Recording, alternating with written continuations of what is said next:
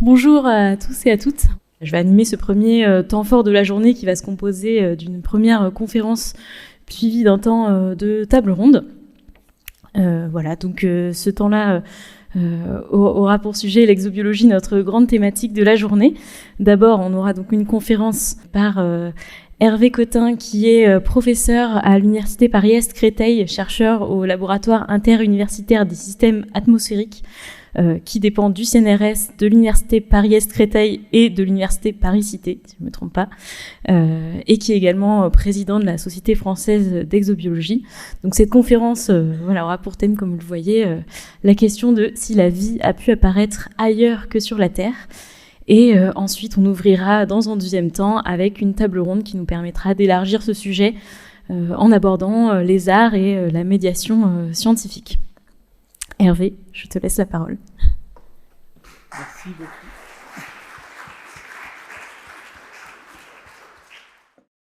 Donc merci beaucoup Marianne. Avant de commencer, je vais vous inviter à flasher le QR code qui est ici, parce que je vais vous faire participer un tout petit peu. Alors, en fait, je vais vous faire une présentation que j'ai essayé au maximum de lier au thème de cette journée, c'est-à-dire de voir comment, justement, ce qui concerne l'exobiologie, donc la réflexion concernant les origines de la vie et sa recherche ailleurs dans l'univers, se retrouve fréquemment, en tout cas quand on y prête un peu attention, pris dans des événements médiatiques.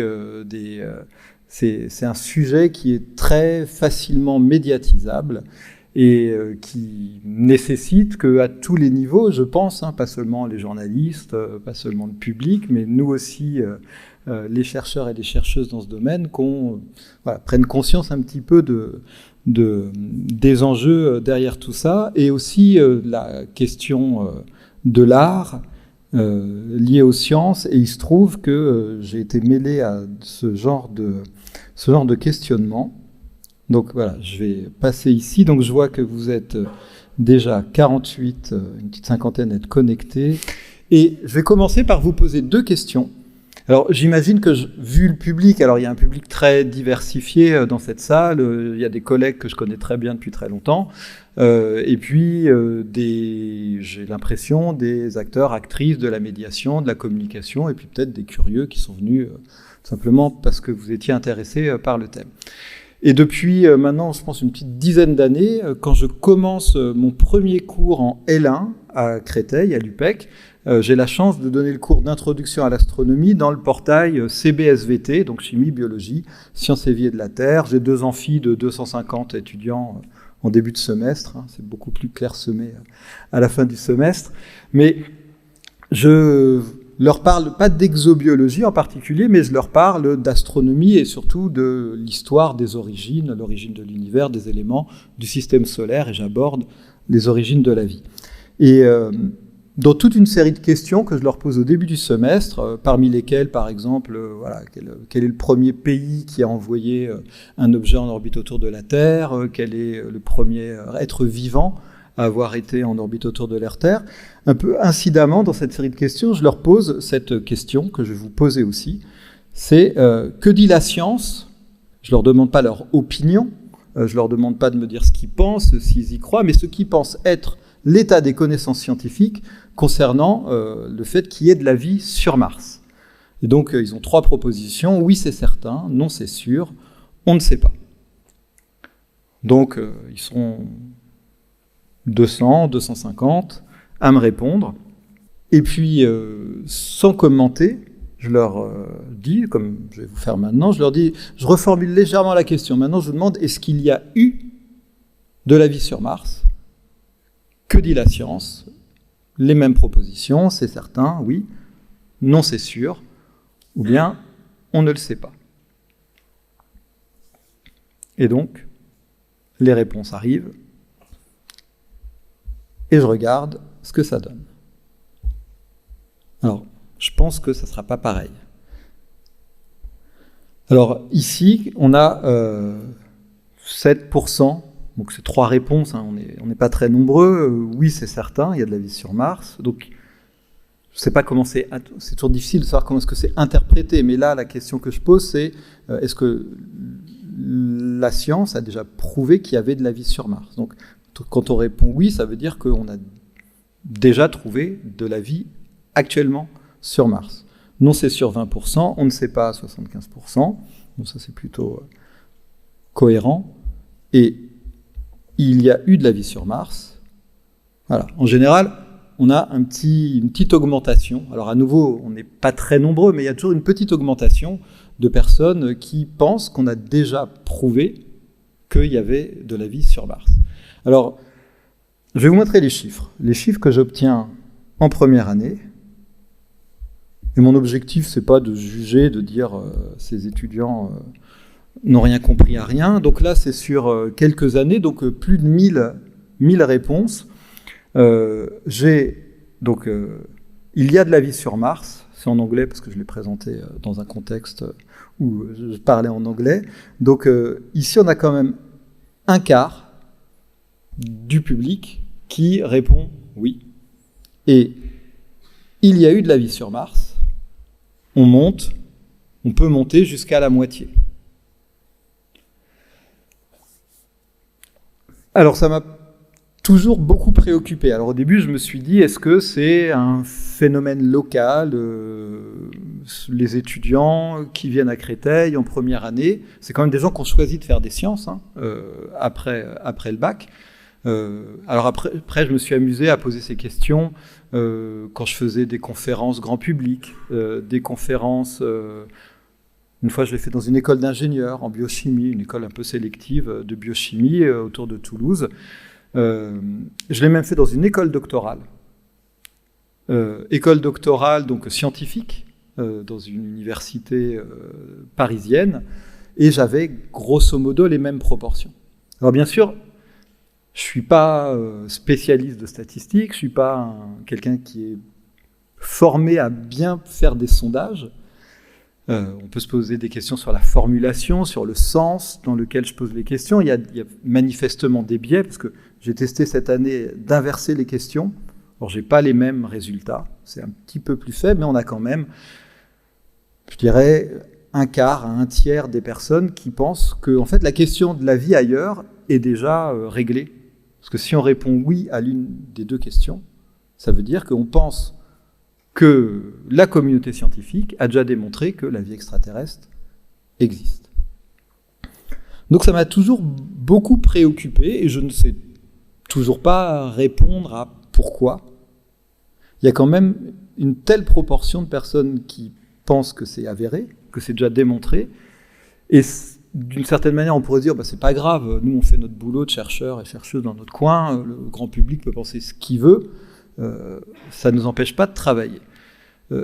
Peut-être, mais si, comme on le fait dans la communauté en France ou en Europe, on milite pour avoir des missions très ambitieuses pour aller sur Mars, explorer Mars, peut-être même dans une dizaine d'années, travailler un retour d'échantillons martiens, ce sont des milliards et des milliards d'euros qui sont investis, d'une certaine manière, pour répondre à cette question. Alors bien sûr, on trouvera toujours plein de choses passionnantes au sujet de Mars, en termes de planétologie, en termes de chimie, mais le vecteur qui décidera un jour, les décideurs politiques de ramener un caillou de Mars, ça ne sera pas de mesurer des rapports isotopiques dans les gaz ou de savoir s'il y a eu de la tectonique à telle ou telle période. Ça nous intéresse.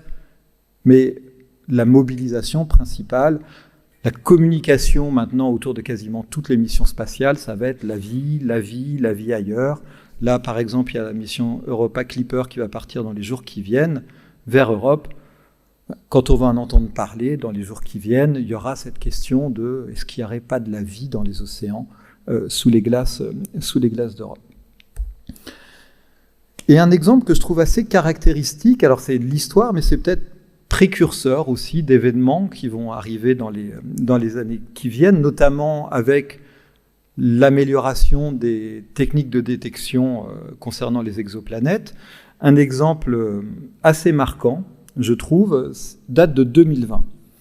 En 2020, vous avez Jim Bridenstine, qui était à l'heure, qui est plus actuellement, mais qui était à l'époque l'administrateur de la NASA, donc le chef de la plus grande organisation spatiale au monde, qui, sur Twitter, publie ce message de la vie sur Vénus, point d'interrogation, la découverte de la phosphine, un produit dérivé de la biologie en absence d'oxygène, et le développement le plus significatif à ce jour concernant la recherche de la vie ailleurs dans l'univers. Et donc, il répondait à un tweet de la Royal Astronomical Society, donc la société d'astronomie britannique, annonçant « Nous avons détecté un gaz qui s'appelle la phosphine dans l'atmosphère de Vénus », annonce Greaves, James Greaves, qui était la scientifique leader de l'équipe qui a fait cette détection, ou supposée détection, on va le voir. Ça pourrait indiquer la présence de la vie dans les nuages de Vénus. Et ça a été un torrent médiatique considérable, endossé par les institutions les plus prestigieuses, les plus, celles qui véhiculent un maximum d'informations. Si moi je mets un tweet annonçant une de mes découvertes sur Twitter, ça fera, je pense, moins de médias que le boss de la NASA. Et donc, effectivement, dans le New York Times, de la vie sur Vénus, alors il y a bien un point d'interrogation, hein, mais quand même, les astronomes envoient un signal dans les nuages.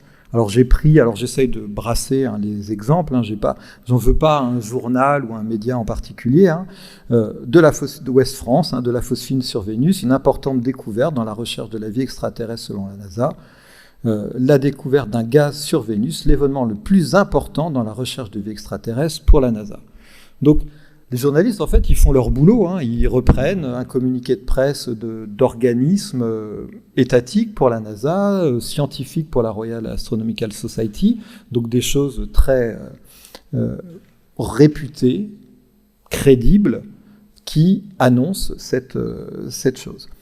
Et effectivement, je pense que quand on voit ces messages, quand on l'entend à la radio, c'est passé à la télé, à la radio, dans les journaux, n'importe qui scrollait sur son téléphone, voyait passer ce genre de choses, ne va pas forcément aller, ce que nous on fait, aller lire l'article. Et il ne faut pas dépasser l'abstract. Alors déjà, Nature Astronomy, c'est plutôt un journal de bonne tenue. C'est un produit dérivé de Nature, qui est l'un des journaux les plus prestigieux, qui véhicule énormément de presse et de médias et de communication. Nature Astronomy, il y a sa signature, Nature dans le nom, et c'est vrai que c'est pas non plus évident d'avoir un papier dans Nature Astronomy. Il y a quand même un processus de revue par les pairs assez strict. Et donc, dans le titre, de la phosphine dans des nuages de Vénus, le traditionnel Here We Show ou Here We Report, qui sont en intro de tous les articles de Nature ou qui ont été soumis un jour dans Nature. Mais ce qui est écrit, nous rapportons la présence apparente de phosphine. Et là déjà, ça commence à être un peu embrouillé. Qu'est-ce que ça veut dire une présence apparente ? Est-ce qu'il y en a ? Est-ce qu'il n'y en a pas ? Puisque le communiqué, c'est de dire « il y a de la phosphine, c'est quelque chose de fondamental ». Mais là, dès l'abstract, on a cette nuance qui est mise et qui est assez cryptique, en fait, à interpréter. Est-ce qu'il y en a, est-ce qu'il n'y en a pas ? Il y en a peut-être. Et dans la suite, l'explication, cette phosphine pourrait avoir pour origine une photochimie ou géochimie inconnue, ce qui est effectivement pas surprenant, parce qu'on connaît très mal la photochimie et encore plus la géochimie de Vénus, c'est une des planètes qu'on connaît le moins, puisque les conditions physico-chimiques de température, de pression, les gaz qui sont présents dans l'atmosphère font que c'est très très compliqué de reproduire ça en laboratoire comme on peut le faire pour des atmosphères d'autres planètes. Donc on connaît très mal l'atmosphère de Vénus. Et donc, qu'il y ait de la phosphine dans l'atmosphère de Vénus, pourquoi pas ? Et qu'elle soit produite par des processus qu'on ne connaît pas, ça serait pas complètement idiot. Ou, par analogie, une production biologique. Parce que sur Terre, comme on a une atmosphère qui est plutôt oxydante, avec beaucoup de dioxygène, la phosphine n'est pas stable, et quand on détecte de la phosphine, elle est le résultat de métabolisme de bactéries anaérobies, donc qui fonctionnent en absence de dioxygène. Donc il y a ce raccourci, enfin, cette analogie sur le même plan, et par contre le communiqué de presse met en avant, et ce qui est relayé dans la presse, cette partie, est-ce que ça pourrait pas être de la vie ? Alors, quand on regarde les données cette fois-ci, normalement, quand on détecte quelque chose de bizarre, et quand on l'observe en spectroscopie, on utilise au moins 2 signatures. 2 signatures, parce que c'est pas rare que plusieurs molécules vont présenter des absorptions à la même longueur d'onde. Là, on est dans le domaine des ondes radio. Mais c'est rare qu'on puisse être trompé par 2 ou 3 signatures. Là, il n'y a qu'une seule signature, une seule longueur d'onde. Les auteurs auraient pu aller chercher dans l'infrarouge, mais ils n'avaient pas de données disponibles sous la main. Ils auraient pu étendre leur gamme spectrale, ils n'avaient rien de disponible pour confirmer par 2 bandes d'absorption la présence de phosphine. Donc ils ont utilisé 2 télescopes. Le JCMT, ALMA, donc des très bons télescopes, très performants dans les ondes radio. Et donc, alors vous voyez là, en bleu, alors, la bande de la phosphine attribuée à la phosphine, c'est cette bande-là. Alors en bleu, vous voyez, par rapport au bruit autour, c'est pas confondant. Bon, le orange, c'est un petit peu mieux. Sauf que le dioxyde de soufre, SO2, a aussi une bande à cet endroit-là. Mais dans leur article, ils argumentent sur le fait qu'il y a du SO2, mais vu ce qu'on pense être l'abondance de SO2, ça ne peut pas rendre compte de la profondeur de la bande qui est là. Donc, c'est parti de ça. Le communiqué de presse annonçant ces potentielles traces de vie est parti de cette publication. Et très vite, quelques semaines après, d'autres équipes ont été cherchées dans l'infrarouge et trouvées qu'il n'y en avait pas, ont repris les données brutes et les ont moulinées avec leurs propres outils sans voir de traces de phosphine ni même de SO2. Et on s'est même rendu compte que dans les données les plus convaincantes en orange, il y avait eu un problème de calibration des données brutes à la base, qui fait que si on les reprenait et si on les reprocessait, on les remoulinait, on observait ça, la ligne verte, et d'autres équipes ont traité les données et trouvent en fait rien. Alors la question là, c'est légitime de se dire on a des données. Et c'est presque une obligation à partir du moment où on a quand même suffisamment confiance, c'est presque une obligation, même si quand c'est surprenant, de les partager à la communauté scientifique et donc de publier ces résultats. À aucun moment je reproche à l'équipe d'avoir publié dans Nature Astronomy leur détection de phosphine. Après, la conférence de presse, faut le reconnaître, les universités, les agences spatiales ne vont pas faire des conférences de presse sans l'accord des équipes scientifiques qui ont produit les résultats. Donc, avec l'accord de l'équipe scientifique, il y a cette conférence de presse qui a mis en avant la vie. Et ça a été comme si on envoyait une allumette allumée dans un hangar rempli d'engrais chimiques ou d'explosifs. Ça fait un feu d'artifice. Le sujet vit, passionne, fascine, et ça fait très facilement la une. Et donc on a d'autant plus cette obligation, je dirais, morale, d'être très prudent, parce que publier, oui, le communiqué de presse, sans doute pas, parce que quelques semaines après, puis même 4 ans après, la plupart de la communauté scientifique spécialiste de radioastronomie croit absolument pas qu'on ait détecté vraiment de la phosphine dans l'atmosphère de Vénus. Et quand bien même il y en aurait, ça ne voudrait absolument pas dire que ça serait produit par des organismes vivants. Donc j'ai pris cet exemple parce que je pense que c'est très...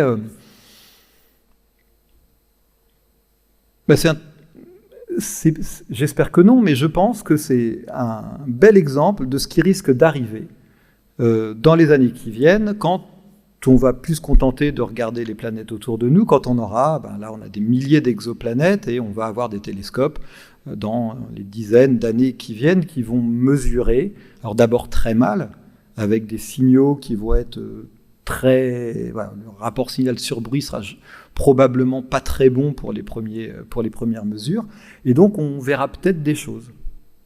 Et cette fois-ci, on aura des dizaines, voire des centaines de planètes candidates à voir des choses bizarres. Et si à chaque fois qu'on voit des choses bizarres, on se dit « Ah, on ne comprend pas, bon alors ça peut être de la géochimie, ça peut être de la chimie qu'on ne connaît pas bien, en plus c'est loin, donc on ne peut pas vraiment vérifier, mais sur Terre, cette molécule peut être produite par la vie », si à chaque fois qu'il y a un truc bizarre, on annonce qu'il y a de la vie, la première fois, on fera la une, la deuxième fois, on fera la une, et puis au bout de 10 fois, 50 fois, plus personne ne voudra mettre le moindre euro ou dollar dans les télescopes qu'on voudra construire pour vraiment faire des mesures beaucoup plus fiables et qui nous permettront peut-être un jour de conclure que oui, juste à partir d'une composition atmosphérique, on pourrait imaginer avoir détecté la vie ailleurs. Mais ça, c'est un travail de très long terme. Et dans la communauté actuelle, il n'y a pas d'accord formel qui permettrait de dire « Ah, si on voit telle et telle et telle molécule, ça y est, c'est plié. » On pourra dire qu'on a trouvé la vie. Et donc, on est tiraillé. Quand on se promène dans la rue, là, c'était l'année dernière, je passe devant un kiosque à journaux, et puis je vois ça, Télérama. Alors c'est un très bon journal culturel, mais c'est pas un journal scientifique, ou alors ça a bien changé depuis que je le lisais chez mes parents, parce qu'ils étaient abonnés. Mais on voit sur Télérama, penser que nous sommes seuls dans cet océan cosmique est une absurdité. Et c'est quand même fort, et c'est un message qui est quand même très fort. C'est-à-dire que si vous pensez qu'on est seul dans l'univers, en gros vous êtes un peu bêta, vous n'avez rien compris, parce que c'est évident, et les arguments qui sont mis en avant, c'est l'univers est immense, la vie est apparue une fois, donc forcément elle a pu apparaître ailleurs. Alors moi je suis prêt à croire que la vie est apparue ailleurs, mais je ne peux pas l'affirmer en tant que scientifique, je ne peux pas dire la vie est apparue ailleurs, j'en suis certain, on ne l'a pas démontré, et une chose dont je suis sûr, c'est que des statistiques sur 1, je pense depuis le collège que ça ne marche pas. C'est-à-dire, faites une moyenne, il faut au moins, c'est le b.a.-ba des statistiques qu'on fait à l'école, et c'est en général, il y a quand même une grosse partie de la population qui ne va pas calculer des écarts-types et faire des régressions quand même. Donc cet argument statistique qui est souvent mis en avant apparaît comme une évidence pour beaucoup, et c'est quand même des choses qui sont mises en avant par des chercheurs. Et là, en l'occurrence, c'était pour la promotion de l'ouvrage de Nathalie Cabrol, qui avance, qui est une scientifique, qui travaille dans la communauté, qui publie, il n'y a rien à dire là-dessus, mais qui va aller extrapoler, je pense, un peu trop loin le message, et cette injonction à non pas croire à la vie extraterrestre, mais cette injonction à dire que c'est évident, c'est peut-être pour ça qu'au final, on a 25, 30, 50% de la population qui, en passant dans le kiosque, devant le kiosque sans même lire l'interview, sans même lire le livre, mais bien sûr, a fortiori, sans avoir lu les études qui montrent à quel point ça doit être diaboliquement compliqué pour que la vie puisse apparaître sur une planète, vont rester sur cette impression. Et on est tiraillé entre, d'une part, cette évidence, et l'autre extrême, donc là je cite Jean-Pierre Bibring, c'est un de mes collègues pour qui j'ai beaucoup d'admiration, qui a fait énormément de choses en planétologie, mais qui maintenant... alors, l'extrait, là sur le 4e de couverture, là je suis entièrement d'accord, aucun argument solide ne nous permet d'affirmer que ce que nous appelons vivant existe ailleurs que sur ce minuscule îlot cosmique et vagabond qu'est la Terre. Donc vous voyez, on a deux choses... On a noir et blanc. Et dans l'ouvrage, alors c'est pareil, c'est argumenté, la pensée est très étayée, mais Jean-Pierre Bibring conclut qu'il n'y a pas de vie ailleurs que sur la Terre. Alors qu'est-ce qu'on fait, nous ? Qu'est-ce qu'on croit ? Et surtout, comment est-ce qu'on peut parler avec le public, nous en tant que chercheurs, et comment est-ce qu'on arrive à tenir cette ligne de crête qui est diaboliquement compliquée, parce que d'une certaine manière, j'ai l'impression que... Alors, moi, pareil, je suis venu à l'astro, alors par la chimie, parce que j'adorais la science-fiction, et que j'ai trouvé ça super chouette de me dire, tiens, je vais pouvoir être payé à bosser sur les extraterrestres. Bon, c'est quand même... Bon, je travaille sur les comètes en premier lieu, mais là, je viens vous parler de vie extraterrestre quand même. Donc, et c'est quand même horriblement compliqué de tenir cette ligne de crête, parce qu'on va venir titiller, chatouiller des rêves, des espérances, des croyances aussi, avec nos gros sabots de chercheurs et de chercheuses qui vont dire oui mais l'entropie, oui mais voilà, le métabolisme, oui mais voilà, l'ARN d'abord ou enfin, la génétique d'abord ou le métabolisme d'abord, des trucs qui échappent à la plus grande partie du public. Et donc sommes-nous seuls ? Ben, j'en sais rien, mais en tout cas, on a au cours des quelques 20, 30 ans maintenant, je pense, en France. La France a été un pays assez précurseur en termes d'organisation et de structuration de cette discipline scientifique qui s'appelle l'exobiologie. Et bien sûr, il y a des personnes qui font de l'exobiologie aux États-Unis, en Europe, partout dans le monde. Mais cette discipline de l'exobiologie, il faut bien avoir en tête que ce n'est pas juste chercher les extraterrestres. L'approche scientifique de la recherche de la vie extraterrestre et ne peut pas avancer juste en se disant il y a forcément des extraterrestres parce que l'univers est grand, ou parce que ça n'aurait pas de sens qu'on soit seul, allons les chercher. Cette recherche s'ancre très profondément sur l'histoire de notre planète, parce qu'on ne peut pas approcher la question de la vie extraterrestre sans la raccrocher à la question de l'apparition de la vie sur la Terre. Et donc l'exobiologie, le mot, et ce n'est pas forcément un mot formidable, bien choisi, mais c'est le mot utilisé en France, les pays anglo-saxons utilisent astrobiology. Cette discipline, elle est dans le titre exo, en dehors de... donc biologie, la vie en dehors de la Terre, mais on ne peut pas comprendre l'exobiologie si on n'a pas compris que dans l'exobiologie, il y a la question des origines de la vie sur notre planète. Et donc là, on a quand même matière à traiter, puisqu'on sait que ça a fonctionné. Et par contre, on est dans un contexte, dans un champ de recherche où, alors, jusqu'à présent, on l'a pas refait en laboratoire, et on ne sait pas si on sera capable de le refaire un jour.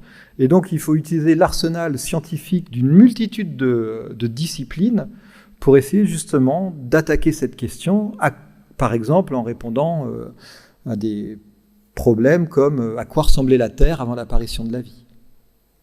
Certainement pas à la Terre actuelle, puisque là, par exemple, dans l'atmosphère, il y a 21% de dioxygène, c'est la photosynthèse.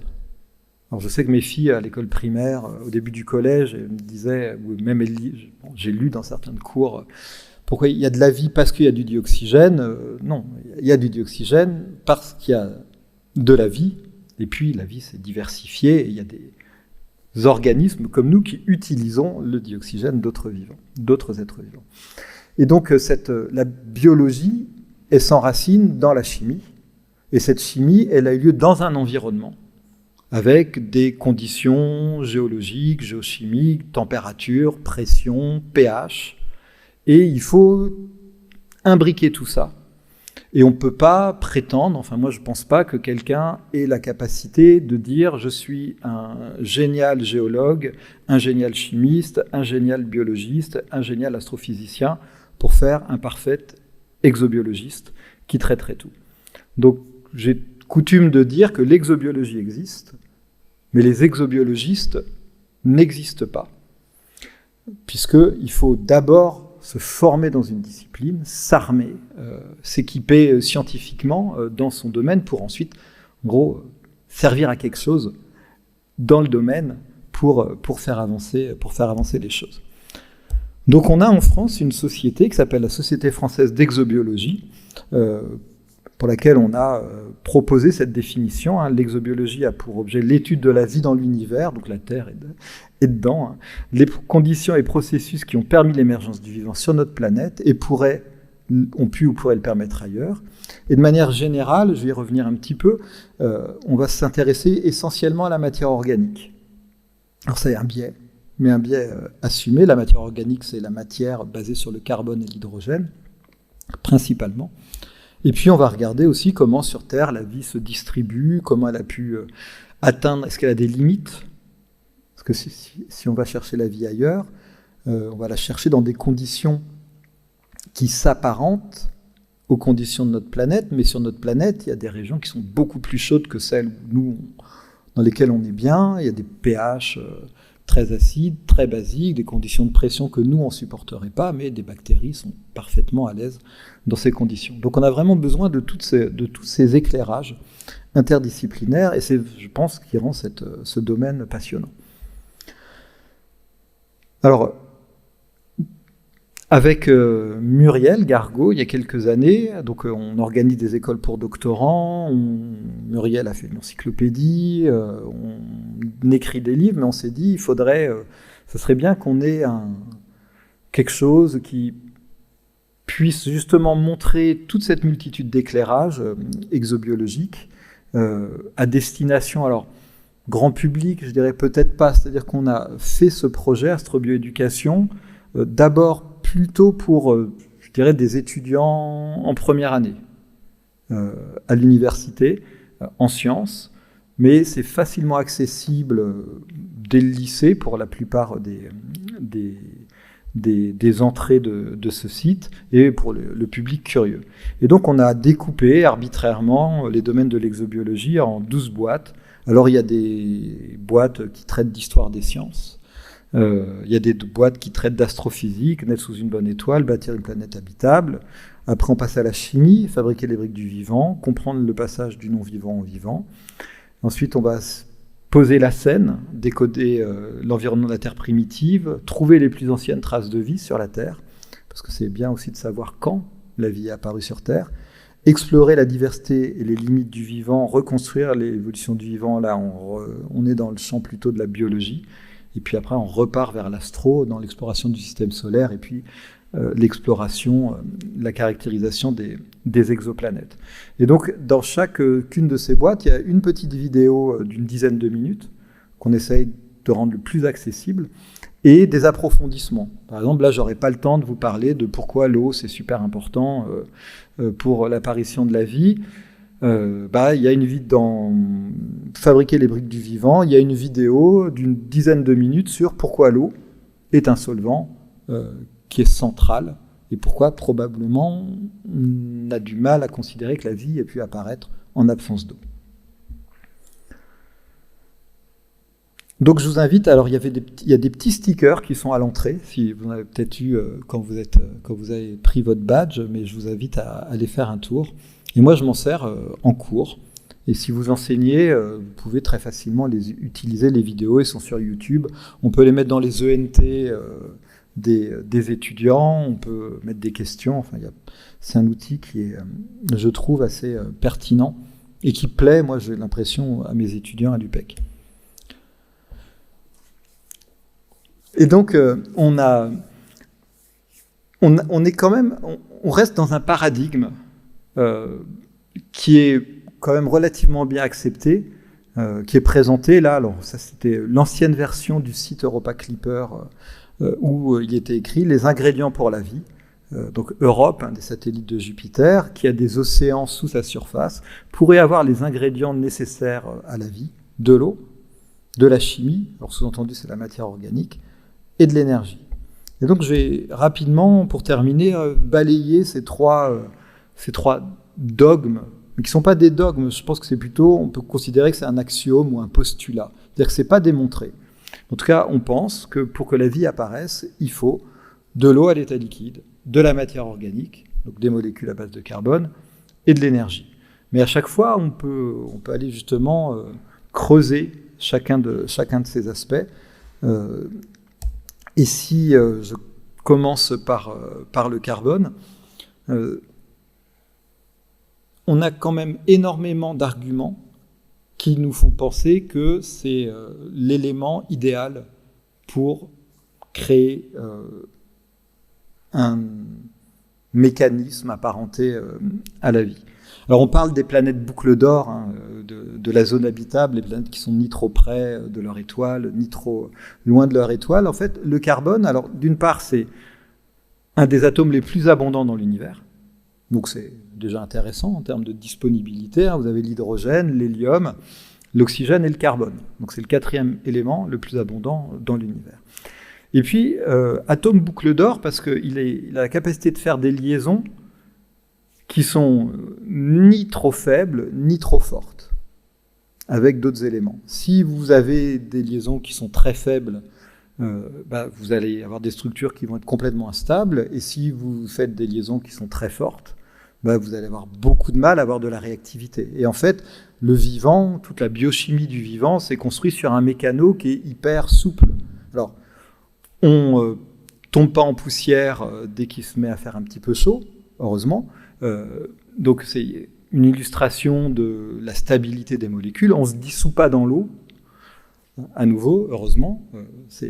Sinon, on ne serait pas là pour en parler. Donc ça a des propriétés de liaison et de combinaison, même une taille aussi, qui permet de faire des mécanos très sophistiqués.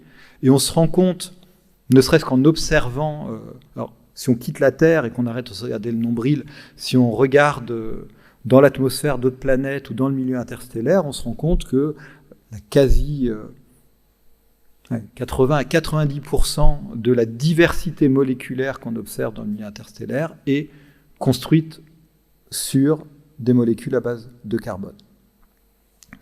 Donc on n'a pas besoin d'astrochimistes, on n'a pas besoin de biologistes pour faire des molécules organiques. Et le lien qui consisterait à dire « Ah, il y a de la matière organique », c'est-à-dire qu'il y a de très fortes chances que la vie apparaisse, est absolument pas avéré. Et une chimie organique complexe, alors qu'est-ce que ça veut dire complexe ? Une chimie organique complexe ne conduit absolument pas nécessairement à la vie. Et pourtant, on a quand même cette tendance à associer le carbone à la vie. Là, j'ai pris des exemples. Donc, c'est vraiment des livres universitaires de chimie organique. Et ceux qui ont fait de la chimie organique savent peut-être que parfois, on a peut-être des mauvais souvenirs ou c'est une pilule qui est difficile à digérer. Alors, il y a certains éditeurs qui pensent que pour faire passer plus facilement la chimie orga, il suffit de mettre un papillon ou une fleur. Mais ça continue en fait je pense, de calquer cette association entre la chimie organique et le vivant. Alors moi j'aime bien ce livre-là, voilà, ça met des molécules, des liaisons, et puis c'est moins joli, mais c'est plus crédible, c'est plus ça la chimie organique. Et cependant, historiquement, c'est quand même les progrès en chimie organique et des chimistes qui se sont intéressés à l'origine de la vie qui sont l'une des lignes directrices importantes en exobiologie. Et alors c'est loin d'être récent évidemment parce que c'est une expérience qui date de 1953, mais Stanley Miller et son directeur de thèse Urey en 1953 avaient conçu cette expérience où l'idée était de simuler la Terre primitive avec un océan. Donc on mettait de l'eau, elle était chaude, alors stérile évidemment, si on s'intéresse aux origines de la vie, et une atmosphère, et cette atmosphère était composée de méthane, d'ammoniac, de vapeur d'eau et d'hydrogène.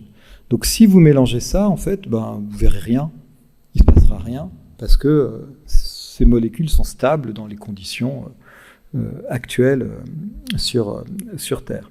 Par contre, si vous faites un apport d'énergie, qui peut être du rayonnement UV, mais à l'époque, ils avaient sélectionné des décharges électriques, si vous faites des décharges, vous voyez que... Hop, mon film n'est pas parti.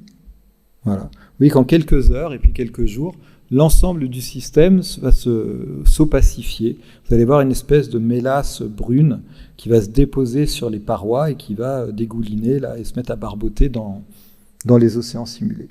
Et cette expérience est devenue immensément célèbre. On en parle encore aujourd'hui, d'ailleurs, la preuve. Pourquoi ? Parce que Stanley Miller, en analysant un échantillon de liquide qu'il avait retiré de son océan primitif simulé, a découvert des acides aminés. Et dans les années 50, on avait encore la naïveté de croire qu'une fois qu'on avait les acides aminés, ça aurait été très simple de comprendre l'apparition des protéines, et puis avec les protéines, la vie. Et donc, alors je vous ai donné le point de départ, la chimie prébiotique actuelle, se basant sur ces premiers résultats, qui ont crédibilisé l'idée que c'était peut-être pas complètement impossible de comprendre en laboratoire comment la vie est apparue.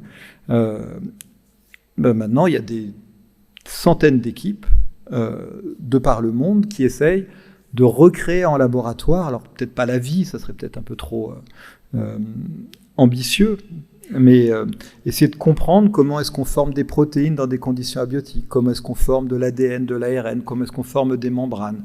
Et pour ça, on va, par exemple, s'intéresser à la composition d'objets extraterrestres, comme ici, la mission Rosetta nous a permis d'établir une liste d'ingrédients présents dans les comètes. Et donc, on sait que dans les comètes, on a tout ce mélange de molécules organiques qui, quand les comètes tombent sur la Terre, alors n'apportent évidemment pas la vie, mais apportent des molécules qui ensuite servent de briques de base pour les chimistes qui vont essayer de les assembler en laboratoire pour non pas assembler juste des protéines, juste des choses qui ressemblent à l'ADN et des membranes, mais mettre tout ça en musique et faire un système chimique qui se réplique par lui-même et qui, au fil du temps, va évoluer. Donc je pense que je suis arrivé au bout de mon temps. Donc, alors vous allez voir tout ce que vous avez loupé. Je vais quand même en parler, je peux juste parce que c'est l'expérience artistique. Donc juste pour faire le lien avec la suite, parmi mes activités, je coordonne des expériences qui sont envoyées en orbite pour essayer de comprendre comment des molécules qu'on trouve dans les comètes, les météorites, réagissent aux environnements astrophysiques. Donc c'est des petits laboratoires qu'on envoie dans l'espace, qu'on met à l'extérieur de la station spatiale. Ici, vous en voyez une, là, c'était il y a une dizaine d'années. Et là, cette boîte que vous voyez, c'est l'expérience qu'on vient de terminer et qui part normalement à la fin du mois, si tout se passe bien, voilà, si la fusée part à temps. Donc en tout cas, tout est qualifié. Et ce que vous voyez ici, c'est un carrousel. Et dans ce carrousel, il y a des molécules, des mélanges qu'on va exposer au rayonnement extraterrestre. Donc ça, c'est la partie science. Et ce que vous voyez ici avec ces traits et ces petits curseurs, en fait, c'est une œuvre d'art. On envoie une œuvre artistique dans l'espace. En fait, dans le cadre de cette expérience, suite en fait, à une discussion que j'avais eue avec un artiste qui s'appelle Philippe Marcus pour une expérience précédente. Donc c'est la ville de Créteil qui avait initié une rencontre Art et Sciences, et j'avais rencontré cet artiste, et puis il avait fait des sculptures, des peintures à partir de ça.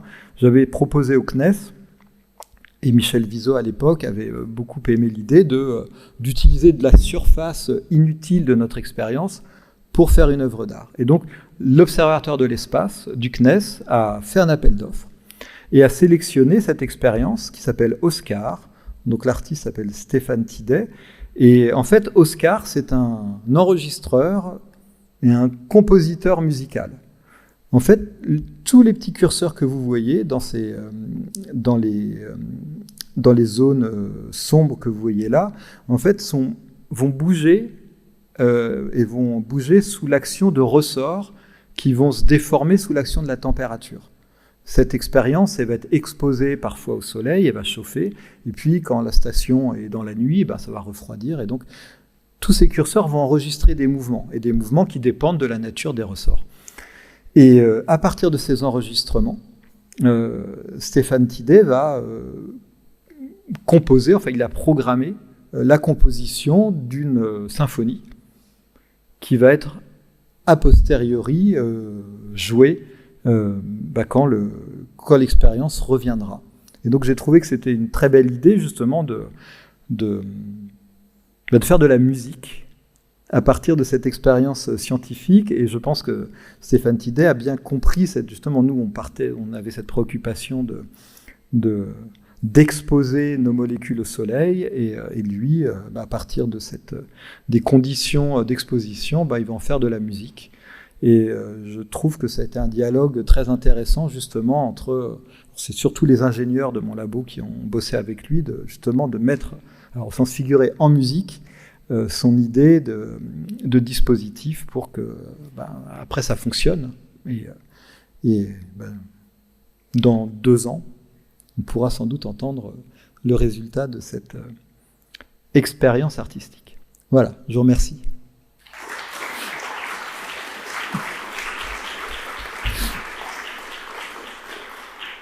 Oui, merci Hervé pour le chouette exposé. J'avais une question sur ce par quoi tu as commencé, le petit sondage que tu fais auprès des étudiants. Est-ce que tu ne penses pas que la question puisse être contaminée par le fait qu'on envoie des sondes, des rovers, des robots à la surface de Mars? C'est-à-dire que les étudiants pourraient le prendre un peu comme une question piège à ce niveau-là, ou alors au contraire être très malin, penser au fait que ces sondes, elles ne sont jamais totalement contaminées, et que donc on y a envoyé forcément quelques cellules vivantes. Est-ce qu'il n'y a pas possibilité qu'il y ait une contamination aussi sur les idées et sur la question là? Alors, c'est difficile je peux pas aller leur demander individuellement, mais souvent, quand je discute un peu avec eux, et surtout après quand je reformule, donc ça veut dire que vous pensez que les extraterrestres existent, là ils se disent je pense que c'est surtout le fait qu'ils pensent qu'une bactérie, en fait, c'est simple. Je crois que c'est ça qui contamine surtout. Je crois que c'est l'idée que la vie, je schématise, la vie évidemment non. Il n'y a pas Mars Attack, il n'y a pas E.T., mais des bactéries, de toute façon une bactérie c'est tellement, vu de loin, ça peut sembler tellement simple. Et après, justement, une fois qu'on a tenu le discours du fait que la moindre bactérie est aussi sophistiquée et évoluée que nous, ils prennent conscience. Mais je pense que c'est plutôt ça qui va générer ce genre de réponse. Et après, c'est clair, et donc justement, je travaille sur l'inversion des deux questions, que je pense qu'il y a le côté... Le prof, il nous a piégés, donc c'est vrai, mais s'il n'y avait pas eu, il poserait pas la question, quoi. Je pense. Mais c'est clair que c'est un sujet qui m'intéresse, et je pense que ça vaudrait le coup que j'en discute avec des gens dont c'est le métier. Ouais. Moi, mon métier, c'est de savoir de quoi sont faites les comètes, pas forcément de bien poser des questions et dans le bon ordre. Mais ouais. On en a déjà parlé tous les deux, mais ce qui est fascinant là-dedans, dans ce truc-là des 51%, il y a bien sûr l'aspect mauvaise diffusion des connaissances, de choses qui nous semblent évidentes, mais il y a le fait qu'en fait, il y a la moitié de cette population-là qui pense que la science a démontré qu'il y avait eu de la vie sur Mars et qui vivent comme nous. Alors que nous autres scientifiques, on est persuadés que ce serait quelque chose qui changerait complètement notre vision du monde. C'est presque ça qui me fascine le plus. C'est-à-dire, j'ai envie d'aller les voir en disant, ok, mais très bien, vous êtes persuadés qu'il y a de la vie sur Mars, mais le matin, vous prenez quoi au petit déjeuner? Enfin, je veux dire, c'est ça qui est fou, qu'on aimerait en fait vraiment creuser.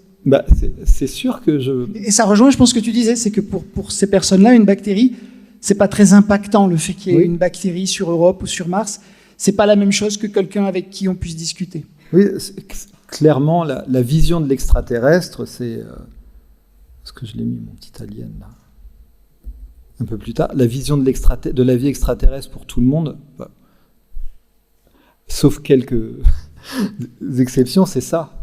C'est ce qu'on voit dans la littérature. Il n'y a pas de grands films de science-fiction. Enfin, il y en a quelques-uns quand même. Mais bon, il y a peu de films de science-fiction où l'extraterrestre, c'est la petite bactérie. ou alors là, celle qui veut nous tuer, hein, et qui va nous rendre malades. Donc, je suis d'accord, mais même fondamentalement, alors c'est vrai que c'est passionnant, mais concrètement, qu'est-ce que ça changerait pour les uns et les autres de savoir qu'il y a eu de la vie sur Mars? On trouve un jour un fossile et puis tout le monde se met d'accord, là c'est clair, c'est plié, il y a eu de la vie sur Mars. Ou si on voit une exoplanète avec ozone, dioxygène, méthane, vapeur d'eau, et on regarde autour d'une étoile type G, enfin tout le truc qui met tous les drapeaux au vert, on est quasi sûr qu'il y a de la vie sur cette planète. Je pense que ça ne changerait pas la vie des gens. C'est vraiment une question que je me pose. Est-ce que c'est souvent annoncé comme le truc fondamental? Alors à part justement les aliens qui arrivent, qui se posent devant la Maison Blanche, qui attaquent la Terre ou qui nous donnent des technologies complètement délirantes qui nous font faire des bonds incroyables, le fait de savoir qu'on n'est pas seul dans l'univers, je pense que ça ne changera pas la vie des gens. Ça fera la une. Et puis, voilà. Parce qu'après, on voudra toujours en savoir plus. On va savoir de quoi ils sont faits, comment ils fonctionnent. Enfin, moi, je suis chimiste, donc je voudrais... est-ce qu'ils ont des acides aminés? Est-ce qu'ils ont... c'est quoi leur composition moléculaire? On me demande, qu'est-ce que tu dirais à un extraterrestre? Tu le voyais? Moi, je ne veux rien lui dire. Je veux savoir de quoi il est fait d'abord. Et après, on discute. Oui, Hervé, concernant l'histoire de la phosphine, on peut voir les choses comme certains résultats scientifiques, finalement, quand on va vers un press release ou qu'on commence à vouloir distribuer ça auprès de la société, on a un peu l'impression que là, sur ce genre d'article, où l'article de départ, il est critiquable, il n'aurait peut-être pas dû être accepté comme ça. Mais c'est plutôt la suite, quoi. On voit que quand ça touche des sujets touchy comme ça, il y a un peu l'impression qu'il faudrait mettre en place un petit peu quelque chose pour que les informations soient pas poussées vers ce que les gens ont envie d'entendre. Ou en tout cas, on a un petit peu l'impression que là, il y a certains articles scientifiques qui devraient être traités un petit peu différemment quand ils vont passer vers le public, ou je sais pas ce que tu en penses. Oui, je suis d'accord. De toute façon, ils devaient publier ça. Ils pensent avoir eu de la phosphine, c'est complètement étonnant. Donc, que d'autres prennent les données et puis les retraitent et confrontent.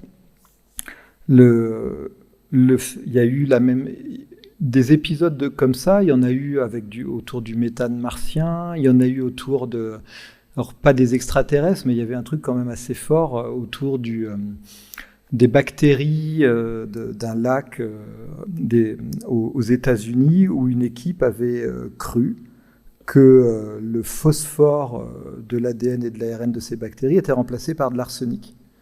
Et c'est marrant parce que c'est comme un truc super technique, de la biochimie vraiment hyper fondamentale, et ça avait fait un vrai carnage médiatique sur y a des organismes vivants sur Terre qui ont remplacé le phosphore par l'arsenic, donc ça veut dire que la vie existe ailleurs, parce que en gros les éléments qui nous semblent fondamentaux, finalement peu importe, on peut les remplacer, donc pourquoi pas le carbone, pourquoi pas l'oxygène, l'azote, on pourrait pas les remplacer. Et souvent c'est le papier, alors dans un gros journal, Nature, Science, un truc quand même un peu costaud, l'annonce de la conférence de presse, donc après-demain, à 10h, grande annonce concernant la vie potentielle ailleurs, et c'est toujours écrit, mais super bien, il n'y a rien à dire sur ce qui est écrit. Et puis après la conférence de presse, il y a des chercheurs, des chercheuses qui discutent. Et puis même sur la phosphine, ils disent oui, on n'est pas sûr quand même qu'il y a de la vie et tout, mais pour un journaliste, pour n'importe qui, si on fait une conférence de presse, c'est quand même qu'il y a un truc, quoi. Enfin, justement, les gens font confiance, peut-être un peu trop, aux chercheurs, et après ça, j'ai l'impression, oui, c'est un feu d'artifice. Et pourtant, il y a un exemple intéressant, c'est il y a 2-3 ans, sur Mars, il y a un papier, un très beau papier, où ils trouvent des rapports isotopiques, alors excusez-moi, c'est un peu technique, de carbone 12 sur carbone 13, dans des sédiments martiens. Et ces rapports isotopiques, sur la Terre, en fait, le carbone qui est passé par la photosynthèse est appauvri en carbone 13. Parce que la photosynthèse processe plus vite le carbone 12 que le carbone 13, qui est un peu plus lourd, et donc c'est un peu plus lent. Et donc, quand on trouve des sédiments terrestres avec ces déséquilibres isotopiques, s'il y a cet appauvrissement carbone 13 sur Terre, on se dit c'est la vie, parce que la photosynthèse fait ça. Sur Mars, le papier, ils ont des trucs, mais alors en plus, c'est pas dans les barres d'erreur, hein, c'est vraiment avéré. Ils ont des appauvrissements en carbone 13 qui sont complètement délirants, très faibles. Le papier est excellent. Ils ont fait un petit communiqué de presse. Mais le communiqué de presse, en disant c'est quand même bizarre, et ça prouve vraiment que probablement on comprend encore rien à la géochimie martienne, parce que sur la Terre, c'est la vie. Alors, ils évoquent bien que sur la Terre, la vie en fait a contaminé en fait toute notre connaissance des indicateurs géochimiques autour du carbone, parce que la vie est présente partout. Et donc, on a besoin d'apprendre énormément de choses encore sur Mars qui pourraient expliquer cet équilibre. Ce déséquilibre. Et c'est passé comme ça. Ils ont fait le communiqué de presse, ça n'a pas fait la une des journaux, c'est un super papier, et ils auraient pu dire, ils auraient fait, dans 2 jours, stay tuned, nous allons faire une annonce fulgurante concernant la possibilité qu'il y ait de la vie sur Mars. Ils sortent ça, ils disent sur Terre, la photosynthèse, ça donne ça, sur Mars, ça donne ça, et c'est fini, quoi. Et donc, je crois que c'est un bel exemple, justement, on trouve, de toute façon, ça ne servira à rien si on ne trouvait pas des choses bizarres quand on fait de la recherche ou des choses auxquelles on ne s'attend pas. Donc, il y a moyen de bien faire. Merci.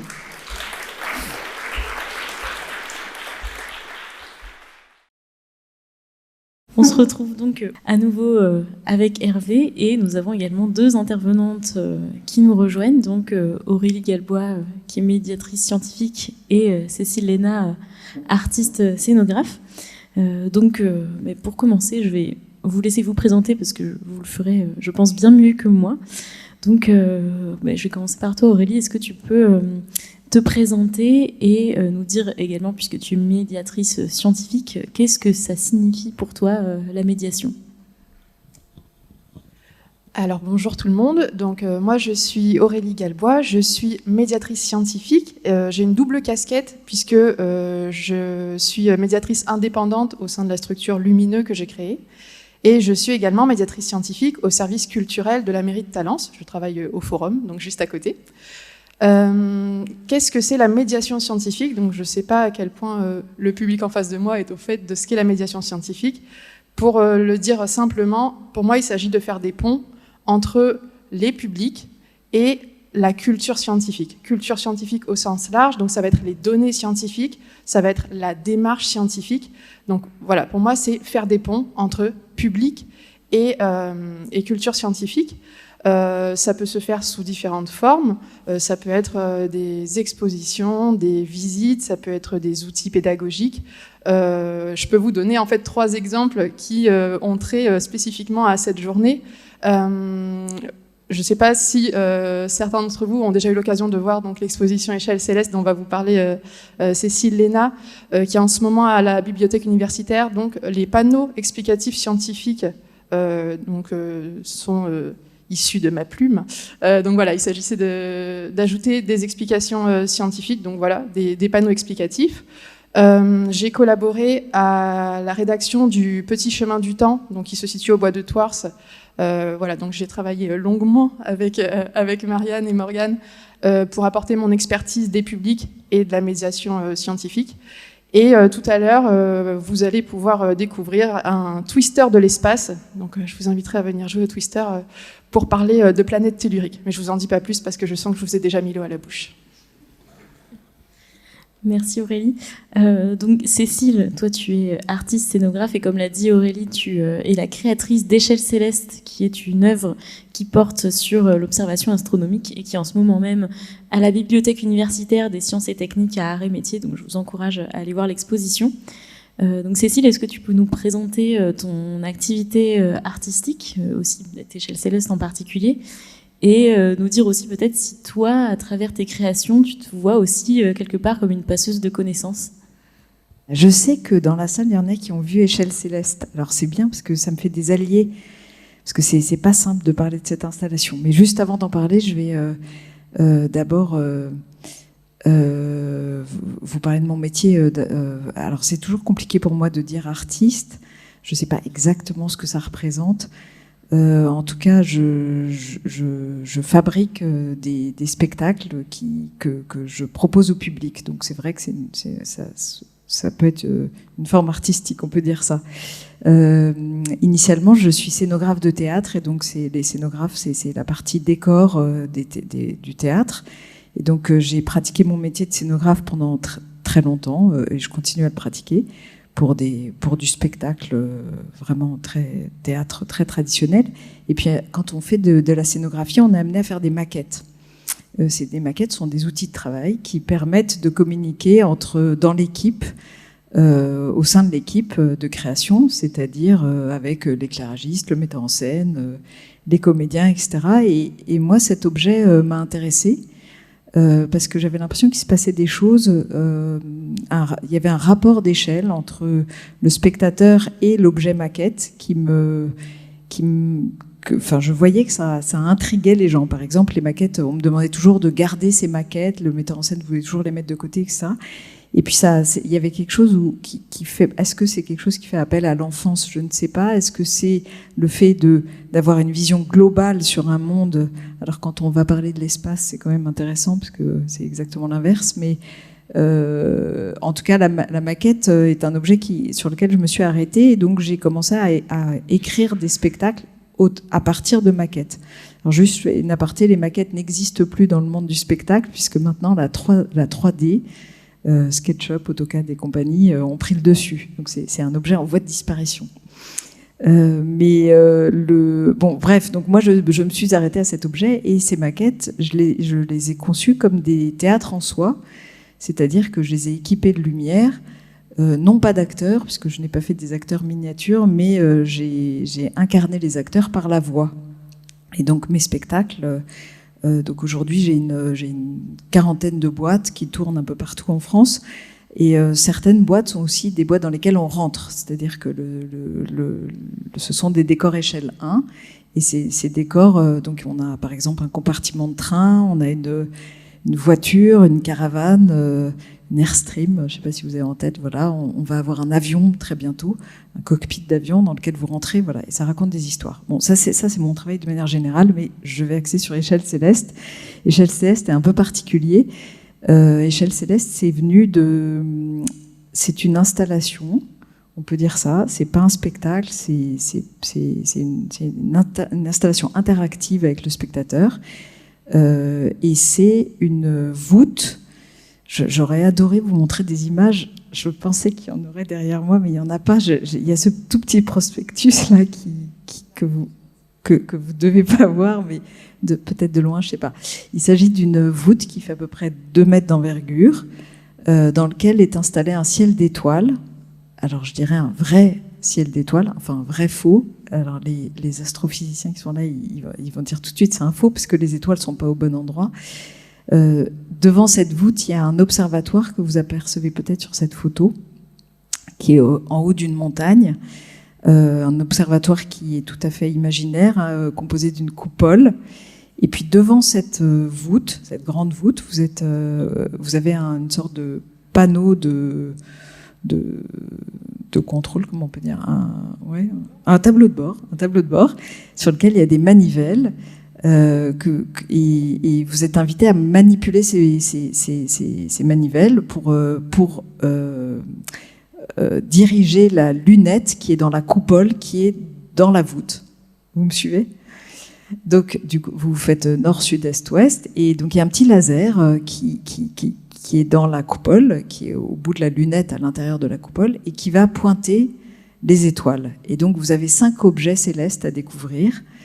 Et à chaque fois que vous arrivez sur un objet, votre laser est le repère, et vous avez une carte numérique devant vous qui vous dit que vous êtes sur le bon objet, et à ce moment-là, vous devez actionner un levier Et puis, vous êtes invité à regarder dans un casque de réalité virtuelle que nous avons un peu modifié puisqu'il est en fixe. Donc, c'est pas tout à fait du jeu, mais quand même. Et dans ce casque, vous avez un petit film en 3D qui dure 30 secondes environ et qui vous donne un regard sur cet objet céleste. Voilà. Et ça, c'est la majorité de l'installation. Ça va, c'est clair. Et ensuite, vous avez sur le côté des téléphones, des vieux téléphones en l'occurrence, parce que tout ça est dans une esthétique très vintage, on peut dire ça, je ne sais pas, c'est un mot à la mode, mais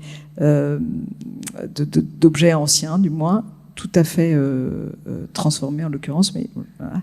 Et dans ces téléphones, vous pouvez les décrocher, et quand vous décrochez, vous entendez des astrophysiciens qui racontent leur expérience dans un observatoire. Voilà. Donc on entend Anne-Marie Lagrange, Pascal Bordet et Pierre Léna. Voilà pour Échelle Céleste. Et puis c'est accompagné de 5 petites cloches à la manière des cabinets de curiosité du 19e. Et dans chaque cloche, il y a un observatoire. Donc on a choisi de parcourir très rapidement l'histoire des observatoires, ça va de la lunette de Galilée au James Webb. Et pareil, alors quand on décroche un téléphone qui est sur le côté de cette petite cloche, une grosse cloche quand même, il y a une très légère animation à l'intérieur de cette cloche, et puis on entend un Michel Serres ou Pierre Léna qui nous raconte soit une pensée philosophique, soit scientifique sur l'observatoire en question. Et puis on peut aussi voir l'image que prend cet observatoire à travers un petit œilleton. Voilà, ça c'est ce que je peux dire sur l'installation. Et donc, est-ce que tu te vois à travers cette installation, peut-être d'autres aussi, comme une passeuse de connaissances à ton public ? Alors, j'aimerais bien que ce soit une des missions de mon travail, mais on peut se poser la question de quelle connaissance on parle. Alors, il y a la connaissance très, très immédiate, là, qui est donc, par exemple, le contenu scientifique qui est partagé dans les films, dans les téléphones, etc. Donc à ce moment-là, oui, la réponse est assez simple. Mais il y a une autre connaissance qui m'intéresse, qui est la question de l'émotion générée par une œuvre d'art, peut-être moins par Échelle Céleste que mes autres spectacles, mais quand même, l'émotion peut être par exemple, la contemplation de ce ciel, de cette voûte ou de ces beaux objets. Et cette émotion, je pense que c'est aussi une forme de connaissance, puisque ça nous amène à une connaissance de nous-mêmes et à une réflexion intérieure de ce qu'on vit et de ce qu'on sent. Et c'est le travail, je pense, des artistes, c'est de générer ça. Et donc, j'espère que mon travail génère ça, oui. J'aimerais revenir un petit peu sur notre thématique de l'exobiologie qu'on a déjà traité un petit peu cet après-midi. Donc, dans ta conférence, Hervé, on a vu à travers tous les retombées médiatiques de certaines découvertes que voilà, il peut y avoir une réception par le public qui est assez compliquée et qui peut mener à des représentations assez faussées de ce que disent les scientifiques de la discipline. Ça nous amène à nous questionner sur la façon dont ce public peut comprendre la démarche scientifique qui mène à ces résultats et savoir aussi décortiquer ce qu'il y a derrière une découverte, une annonce d'une découverte, et aussi le fait que ça peut être réfuté dans les mois ou les années qui suivent. Donc j'aimerais vous poser la même question à tous les deux, Hervé et Aurélie, mais je vais d'abord commencer par toi, Hervé. Comment penses-tu qu'on peut sensibiliser un public, son public ou plusieurs publics, à cette démarche-là scientifique qui mène au résultat, de façon à ce qu'il ait une vision plus claire et aussi peut-être plus critique de ce qu'il peut voir dans les médias qui effectivement parfois peuvent simplifier et faire des raccourcis un peu trompeurs? C'est vrai que la manière dont la science, je pense, est enseignée, et quasiment jusqu'à un niveau de master, c'est une science qui se base sur les acquis, sur les fondamentaux. On veut absolument que tout le monde sache faire des divisions, résoudre une équation, calculer, poser correctement une réaction chimique. Et Et en fait, c'est très tardivement qu'on entre dans le domaine de la recherche, qui est un domaine où, justement, on s'appuie sur ces connaissances acquises pour essayer de construire quelque chose de nouveau. Et donc, je pense que pour la majeure partie des gens, la science, en général, que ce soit la recherche ou les fondamentaux, c'est très dogmatique, c'est-à-dire qu'on a un problème, une bonne réponse, on a une note, et c'est bon si on fait ce qu'attend le prof et ce qui est écrit dans le livre. Et les scientifiques, ça va être les profs de maths, les profs de sciences physiques, les profs de SVT, et puis ces personnages qu'on voit dans des films, qui savent tout, qui inventent tout, et puis ou des gens qu'on voit à la télé qui ont réponse à tout, parce qu'avant d'accepter d'aller quelque part, pour répondre à une interview, on s'assure qu'on est capable de répondre aux questions à peu près et dire autre chose que on ne sait pas, on n'en sait rien.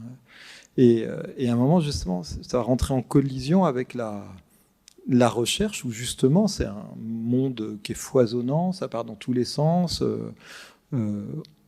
Alors, sans aller dans on est sûr de rien, où tout est possible, ça respecte quand même des règles qui sont très strictes, mais on est aux limites. Et aux limites, parfois, on n'est pas sûr. Et être pas sûr, c'est important. Et c'est complètement acquis, on l'a complètement assimilé quand on est chercheur. On ne fait que douter, en fait, et se poser des questions, et vérifier, et puis on n'est jamais content. Et le public ne se rend pas...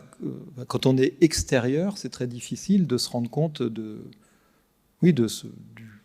degré d'incertitude qui est derrière tout ce qu'on fait, et de cette construction après de mettre tout de contextualiser l'ensemble pour raconter une histoire cohérente, mais qui après aussi peut, et d'une certaine manière un peu subjective, une manière qu'on peut avoir d'interpréter un même jeu de résultats peut être différente selon des chercheurs.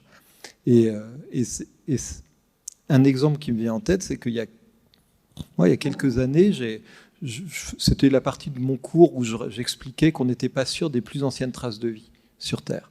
Donc je leur disais 3,5 milliards d'années, tout le monde est à peu près sûr. 3,8, il y a des trucs bizarres. 4,1, il y a des gens qui disent qu'ils voient des traces de vie, mais pas grand monde les croit. Et j'ai un de mes étudiants qui m'a dit « Mais monsieur, est-ce que vous avez le droit de nous dire ça ?» Et c'est vraiment bizarre. Enfin, moi, je me suis dit, mais pourquoi j'ai pas le droit? Et moi, je lui dis, et je me dis que si lui, il y en a un qui se pose la question et qui me la pose, il y en a sans doute plusieurs qui se sont posé la question, parce que justement, dans ce cours que je fais d'intro à l'astronomie, alors justement, j'essaie de leur donner des éclairages sur la méthode scientifique, pour les faire sentir justement où en est la recherche, qu'est-ce qui fait qu'on pense qu'effectivement le Big Bang a eu lieu, qu'est-ce qui fait qu'on a à peu près une bonne idée de comment s'est formée la Terre, sans l'avoir vue, sans jamais avoir vu une planète se former sous nos yeux, à part sur un ordinateur ou via des calculs. Donc et c'est très long, en fait, à apprendre. Et ce qui fait que quand on est justement, comme ça a été le cas pendant le Covid, c'est quand même malheureusement un exemple poussé à l'extrême, où on a un truc nouveau, et on veut des réponses scientifiques donc, d'un problème de maths de terminale à un truc auquel personne ne comprend rien. Et je pense qu'il faudra... Je ne travaille absolument pas dans ce domaine. Il faudra encore des années et des années avant qu'on comprenne ce qui nous est arrivé pendant l'épidémie de Covid. Et donc ça rentre en collision, et c'est ça qui est compliqué à faire passer. Il y a cette attente du public je pense qu'on leur donne des réponses. Alors que nous, je pense que ce qui nous intéresse, c'est de nous poser des questions. Et bon, bien sûr, apporter quand même des réponses, mais une fois qu'on a la réponse, de toute façon, j'ai l'impression que ça nous intéresse plus déjà, où on va échouer.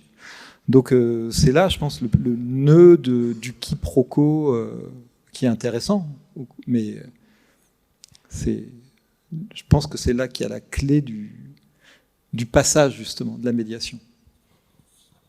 Assimile finalement ces savoirs scientifiques à des cas d'école qu'on nous apprend, ces savoirs dogmatiques. Et donc, toi, Aurélie, au-delà de faire passer des savoirs qu'on sait bien arrêtés, comment tu fais pour faire passer cette démarche scientifique et faire comprendre ce que c'est que l'activité de recherche à tes publics ? Alors, je ne sais pas si je m'intéresse, si je fais vraiment passer de l'activité de recherche. En tout cas, cette idée de, effectivement, répondre à l'attente de réponses et de savoir du public. Enfin, je trouvais ça hyper intéressant, cet exemple-là de est-ce que vous avez le droit de nous dire que les scientifiques ne savent pas. C'est clairement quelque chose que je vais m'astreindre à faire dans mes ateliers ou dans les visites que je fais avec des groupes. C'est donner un exemple de connaissance pour lequel on n'a pas de réponse pour l'instant. Et ça, on le voit tout de suite avec les publics, avec les enfants notamment. Il y a ah bon, ils savent pas ? Et presque un émerveillement derrière mais ça, du coup, il y a tant de choses à découvrir encore. Et ça peut être des exemples très simples. J'aime bien prendre l'exemple du fait que la Lune, face visible, il y a eu beaucoup de volcanisme, face cachée, il y en a très peu eu. Et pourquoi est-ce qu'il y a eu une telle différence de volcanisme ? Il n'y a pas encore la réponse. Et pourtant, c'est tout bête, mais la Lune, elle est sous nos yeux, ça devrait être simple en fait de répondre à la question. Ben non, les scientifiques, ils savent pas encore. Et ça, déjà, c'est intéressant de le montrer au public, d'en discuter avec eux, qu'il y a, il y a encore plein de choses pour lesquelles on n'a pas de réponse, même si c'est sous nos yeux, entre guillemets. J'aime bien aussi, effectivement, montrer que la science, c'est une science qui continue de se faire, en fait. Il n'y a pas un point de départ et un point d'arrivée. Là, pour vous donner des exemples, vous voyez la médiatrice qui vous donne des exemples en fait pour en parler. J'ai un atelier autour de la cartographie et en fait, je montre aux participants 3 cartes de l'île de la Réunion, une qui date de 1600, une qui date de 1800 et une plus récente, 1950.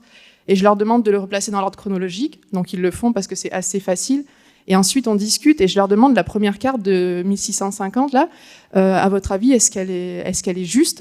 Et ils me disent, non, elle est fausse. Et je dis, ouais, mais à l'époque, est-ce qu'elle était fausse ? Non, elle était vraie avec les connaissances qu'il y avait à l'époque. Maintenant, cette carte, elle nous paraît fausse, mais à l'époque, elle était correcte. Et on voit l'avancée des connaissances. Donc, ça permet aussi de discuter sur, la science, c'est quelque chose qui est en train de se faire, c'est quelque chose qui est mouvant.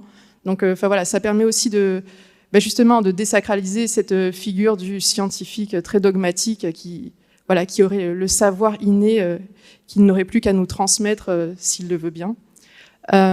Et pour donner une dernière illustration, pour ce qui est de la démarche scientifique, je ne vais pas forcément la présenter, ça ne va pas être le sujet de mes visites ou de mes ateliers, je vais en parler par des petits exemples, hormis pour un atelier qui a destination des 4-6 ans, où là, je pars d'un livre jeunesse. Je ne sais pas si vous avez connu le best-seller Petit bleu et petit jaune, grand livre s'il en est, que j'ai connu en moyenne section, personnellement.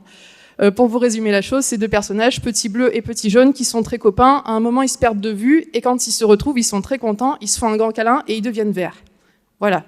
Et en fait, je dis à mes petits participants qu'on va recréer notre propre histoire. Donc l'idée, c'est de repartir avec un petit carton, on va patouiller dans la peinture, etc. Mais on va mettre un 3e personnage, il y a Petit rouge. Et je leur demande de choisir un binôme pour lequel ils vont raconter l'histoire. Et avant de raconter l'histoire, on va se demander, alors si c'est Petit jaune et Petit rouge qui se rencontrent, à votre avis, de quelle couleur ils vont devenir ? Et en fait, on va vraiment faire la démarche. Je vais leur dire, ok, là on s'est posé une question, donc du coup, on va imaginer la réponse. Et imaginer la réponse, ça s'appelle une hypothèse. Donc là, vous avez des petites 4 ans et demi qui vous disent, ok, mon hypothèse, c'est que... Et je leur dis, comme on n'est pas sûr, on va mettre le mot peut-être. Et donc, il y a mon petit 4 ans et demi qui me dit, alors peut-être que Petit rouge et Petit jaune, ça donne vert. Ok, donc on met un trait vert sur notre table. Et pour vérifier notre hypothèse, on va faire une expérience. On fait l'expérience, donc il y a des grosses pipettes avec des petites mains qui mélangent des couleurs. On vérifie. Et là, il se rend compte que rouge et jaune, ça donne pas vert. Donc il y a une moue boudeuse au départ. Et là, je reprends, alors effectivement, ça n'a pas donné du vert. Mais ton hypothèse, du coup, elle était fausse. Mais ça veut pas dire que tu t'es trompé. Rappelle-toi, t'avais dit peut-être. T'avais dit peut-être, donc tout va bien. Et heureusement qu'on a fait une expérience pour vérifier que ton hypothèse était fausse. En fait, c'est trop cool. Là, l'expérience, on a fait des sciences et ça permet ça. Et là, vous verriez les étoiles dans les yeux, ça va tout de suite mieux. Et du coup, on reprend la petite comptine et à la fin, j'ai des bouts de chou de 4-6 ans qui ont les mots hypothèse, expérience et qu'on a fait des sciences pour vérifier ça. Et ça, c'est la démarche scientifique, mes amis. C'est très fort. Et donc, pour rebondir sur ce que tu disais, le fait de désacraliser un petit peu la figure de l'expert, toi, Cécile, c'est quelque part quelque chose que tu fais très bien dans ton œuvre, où finalement, tu portes un regard sensible et voilà, et tu humanises aussi ce scientifique. Ouais. Est-ce que tu peux nous en parler un peu plus ? Ah oui, je peux en parler parce que c'est un sujet, mais du coup je vais parler de choses plus personnelles, mais c'est souvent du personnel dont on peut partir pour déployer autre chose.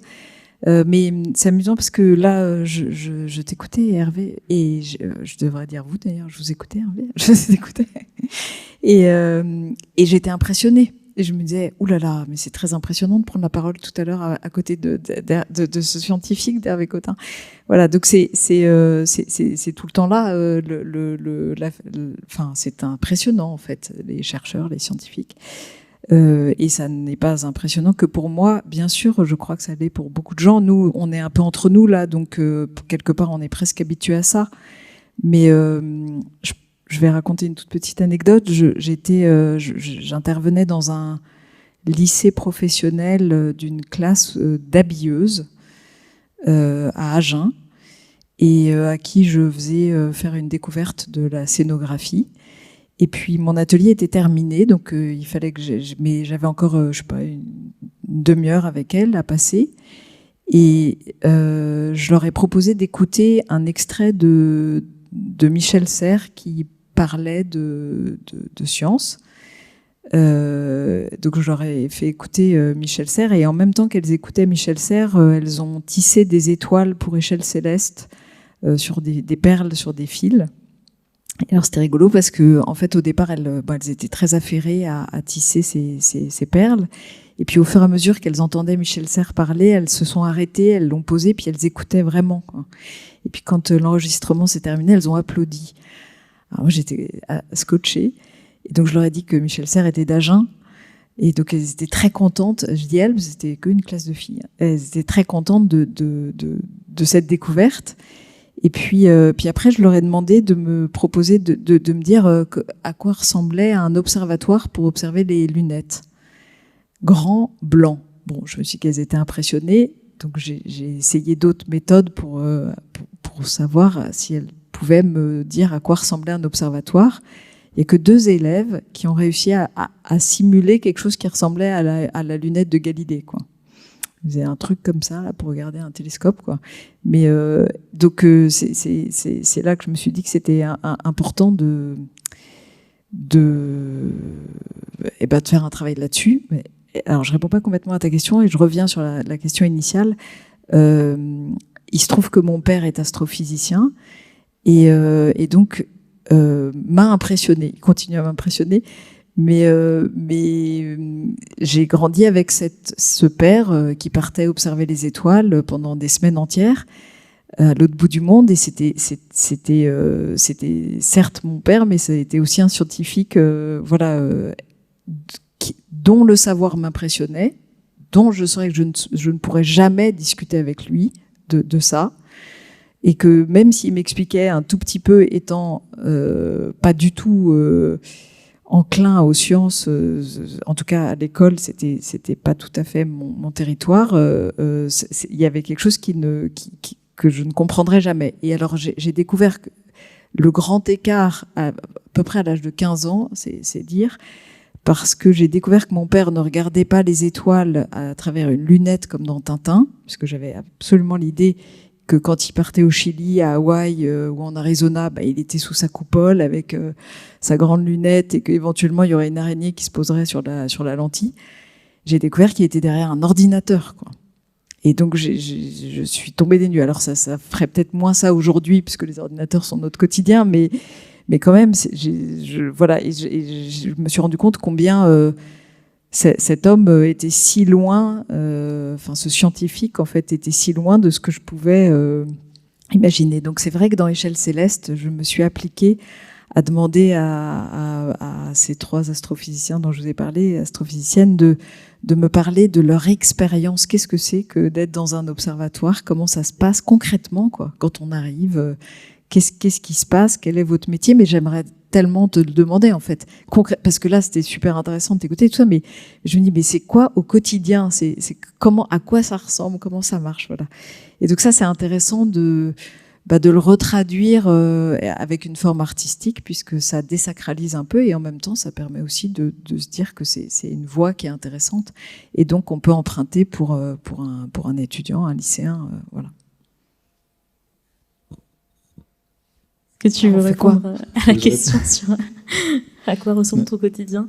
La réponse caricaturale, ça serait de dire je suis derrière un ordinateur et je réponds à des mails. Moi aussi. Hein. Oui. Non, c'est très compliqué parce que c'est vrai que le métier d'enseignant-chercheur, alors il y a ce qu'on peut se représenter facilement, c'est-à-dire que parfois, je suis devant un tableau avec une craie, je fais de la chimie, j'écris des équations. Moi, je t'imagine derrière un microscope, mais peut-être pas. Si. Non. Ouais. Pas du tout. En fait, alors déjà, ce dont il faut prendre conscience, c'est que malheureusement, plus on grandit, plus on vieillit, moins on est à la paillasse soi-même et plus on fait de l'encadrement. C'est-à-dire que on va chercher des financements. Et puis là, dans le train, j'ai relu l'article d'une de mes étudiantes qui, elle, a utilisé un super dispositif qu'on a pour sublimer. En plus, c'est très beau comme sublimer des molécules. Donc faire des poudres et faire des films de quelques centaines de nanomètres.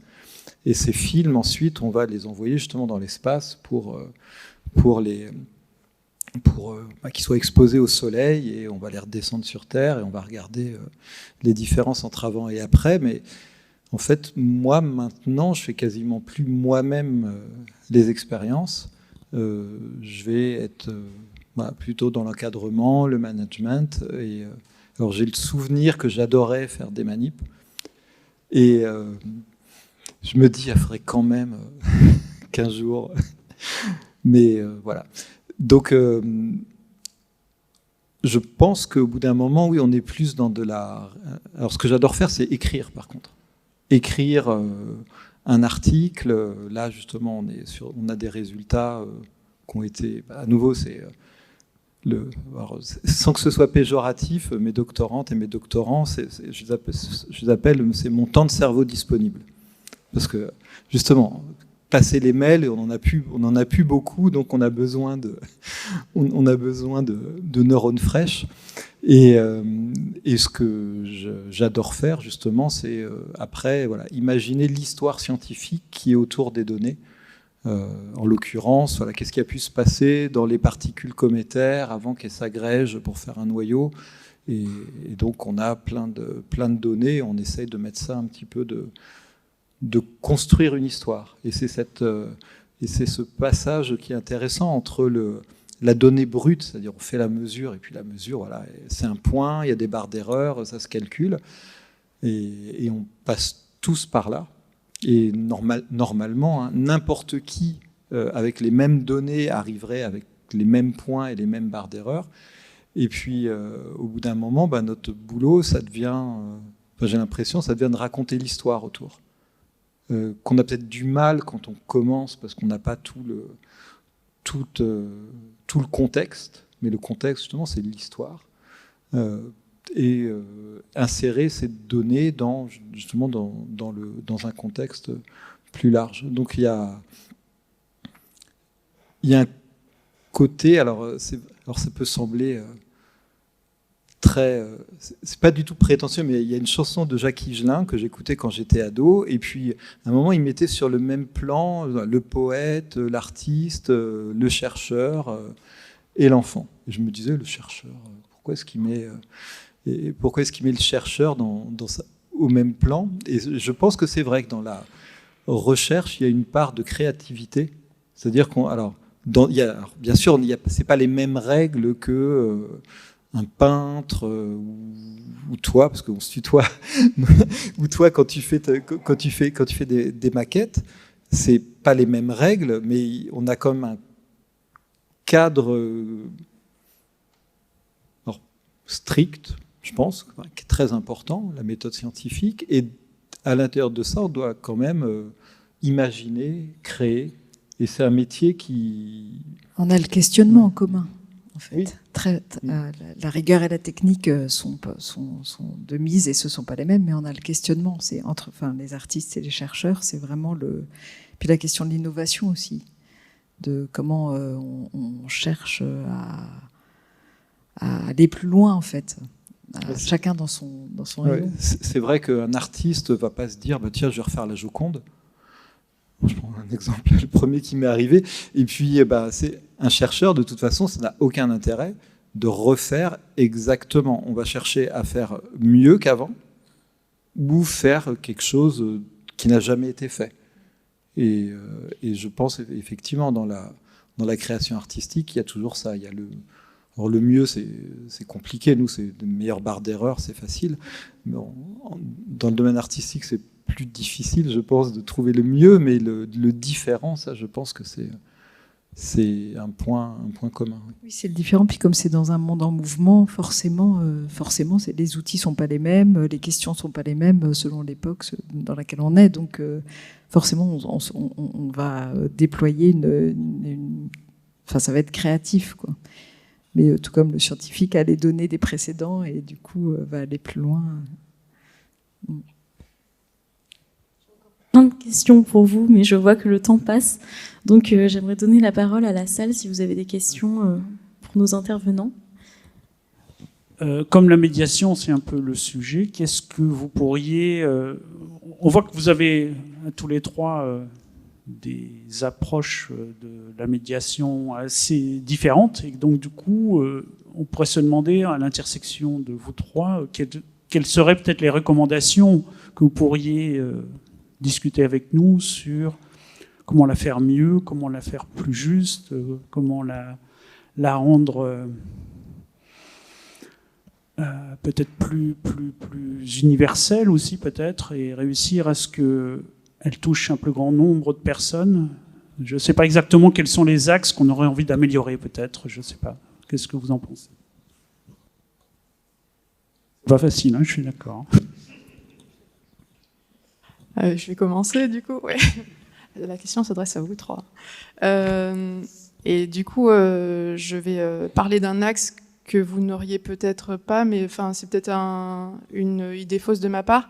En tout cas, en tant que médiatrice, je sais que la première question que je vais me poser à chaque fois que je vais devoir concevoir un outil ou une visite ou n'importe quoi, c'est à quel public je m'adresse. Vraiment tout le temps. Et généralement, quand un projet dont on me parle, on me dit c'est un projet qui s'adresse à tout le monde, je vais tiquer parce que si on s'adresse à tout le monde, au final, on a une voix un peu monotone et on s'adresse à personne, il me semble. En tout cas, c'est mon approche. Donc, je vais toujours chercher à qui je dois m'adresser, quelle est la commande. Et forcément, si je m'adresse à des enfants de 8 ans, le propos va être compris par les autres aussi. Mais l'image que j'ai en tête, c'est Noé qui a 8 ans, qui est avec sa famille ou sa maîtresse, et c'est à lui que je m'adresse. Ça peut être aussi à un groupe d'adultes férus d'astronomie. Ça peut être aussi à des lycéens qui en ont rien à faire des sciences. Et en tant que médiateur, je sais pas combien il y en a dans la salle, mais on a aussi nos publics de prédilection. Personnellement, moi, le public auquel j'adore m'adresser, c'est les adultes qui ont été traumatisés des sciences quand ils étaient au collège-lycée. C'est ceux qui disent « Ah non, mais les sciences, c'est pas pour moi, je suis trop bête pour ça ». Alors là, vraiment, c'est vraiment le public auquel j'aime m'adresser.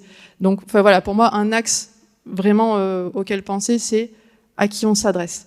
De toute façon, on ne pourra pas contenter tout le monde. Mais pour cet outil-là, spécifiquement, que je suis en train de concevoir, à qui je m'adresse.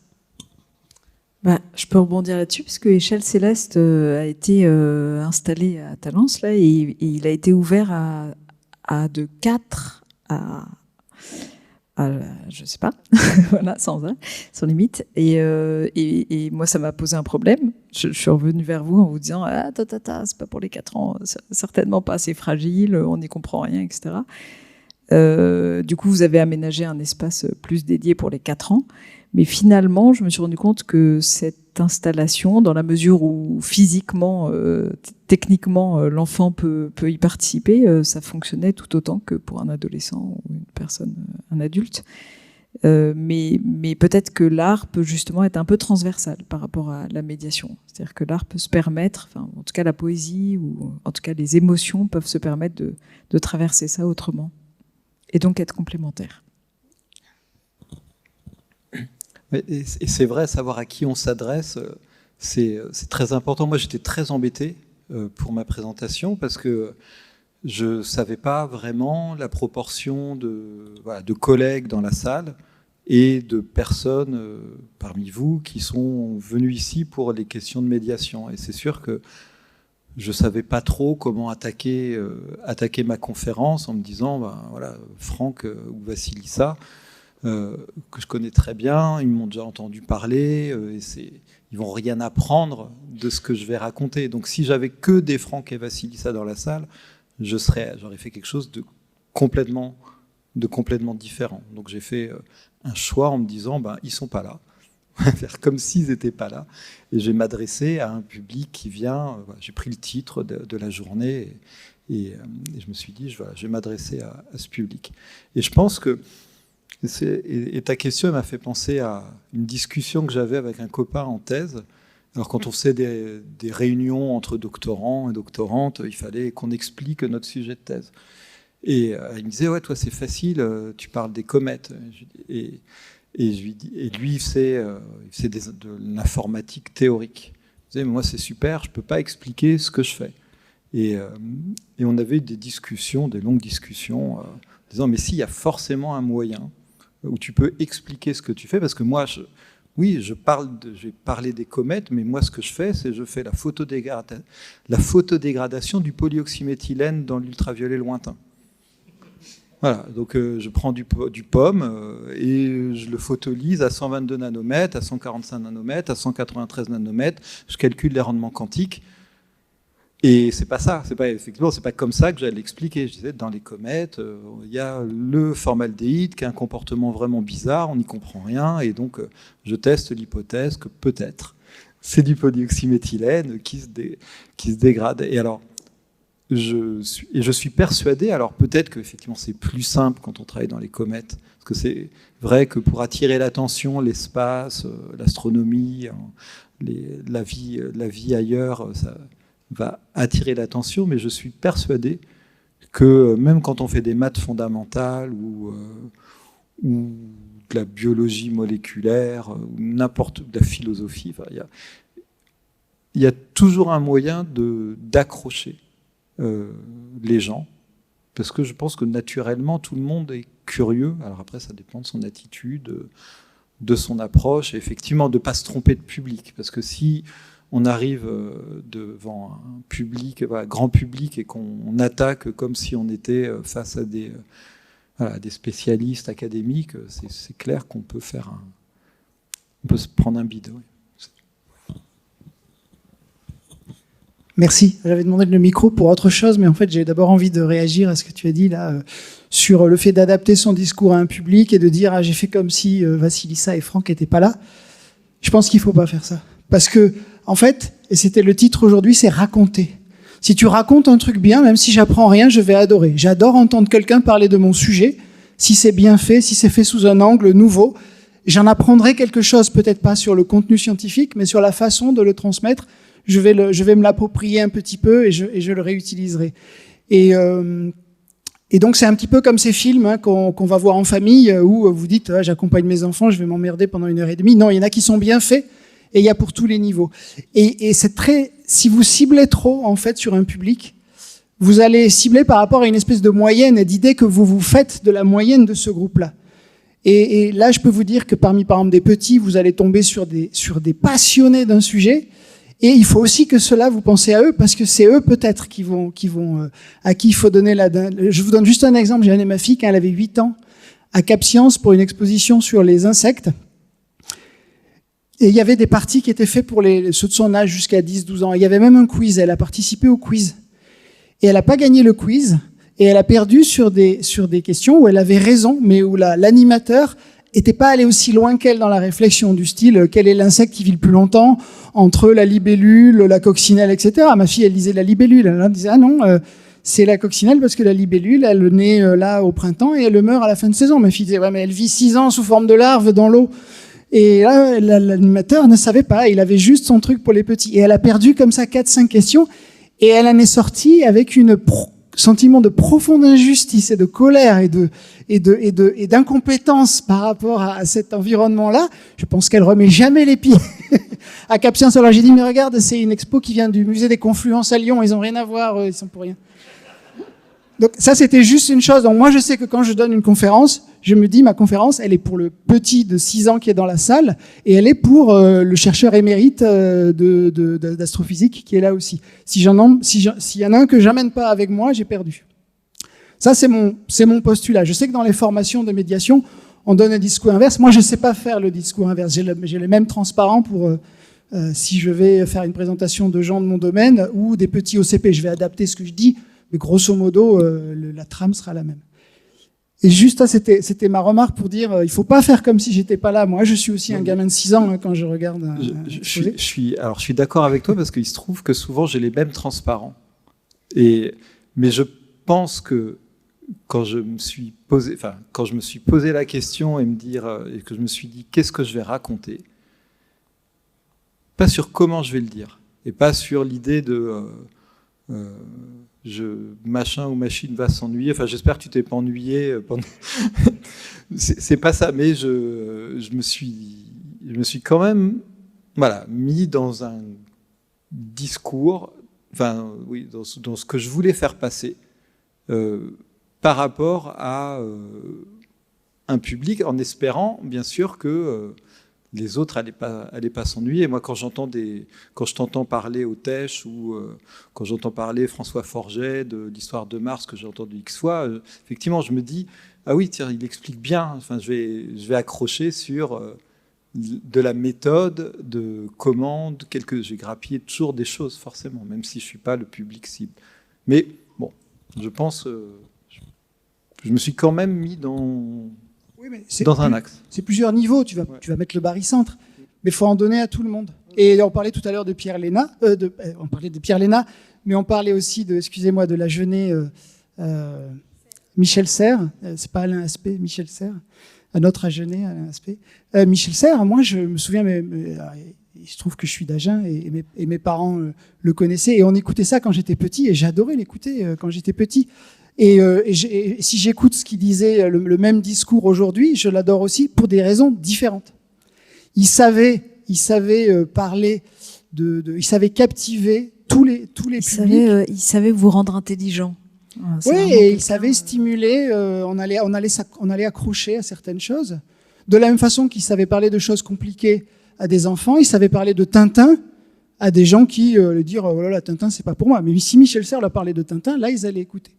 Moi, je pense que ça se joue sur les deux tableaux. Merci. On va pouvoir clôturer ici la table ronde et je remercie à nouveau nos intervenants. Merci beaucoup.